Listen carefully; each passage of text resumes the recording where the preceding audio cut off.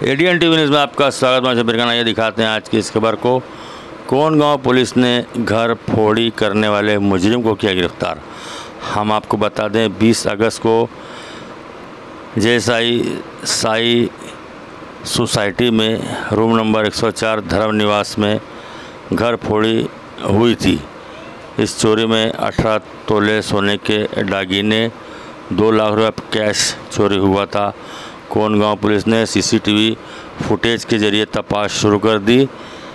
एक व्यक्ति auto rickshaw चालक को मानखुर्द से पुलिस ने गिरफ्तार किया। इसकी तलाशी की गई। इसके पास से सोने के जेवरात बरामद किए। आरोपी को गिरफ्तार कर इस पर 305, 301/3 प्रमाणे गुना दाखिल किया। आरोपी का नाम इम्तियाज़ हमीद शेख है।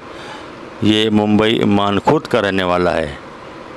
कोंडगांव पुलिस के वरिष्ठ पुलिस निरीक्षक नेताराम मस्के ने पत्रकार परिषद में ये जानकारी दी और क्या कहा देखते हैं खबर को।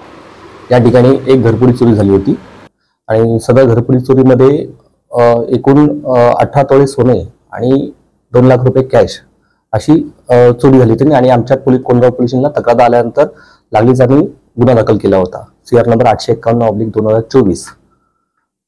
सदर गुन्हा तपास माननीय DCP सो यांच्या मार्गदर्शनाखाली तसेच माननीय ACP सो गृह विभाग आणि माननीय वरिष्ठ पोलीस निरीक्षक नेताराम मस्के सो यांच्या मार्गदर्शनाखाली सदर गुन्ह्याचा तपास हा सपोनी वैभव चुंबळे साहेब यांना देण्यात आला होता।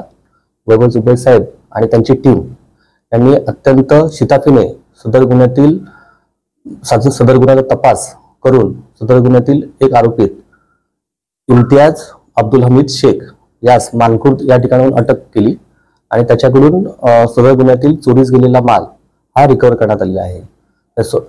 त्या सदर गुन्ह्यामध्ये चोरीस गेलेले सोनं आणि कॅश ही जप्त करण्यात आलेली आहे आणि सदर याचा पुढील तपास सपनी वैभव चुंबळे साहेब हे करत आहेत।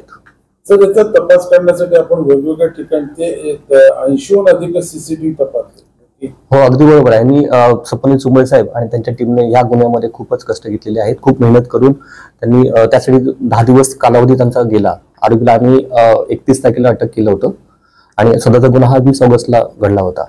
त्यांनी सर्व सीसीटीव्ही फुटेज वगैरे पाहून मग सदर गुन्हा उघडकीस आणलेला आहे। या आरोपीवर अजूनही कुठले गुन्हे दाखल आहेत? हो, सदरचा आरोपी हा रेकॉर्डेड गुन्हेगार आहे। मुंबईमध्ये याच्या विरुद्ध 4 गुन्हे दाखल आहेत।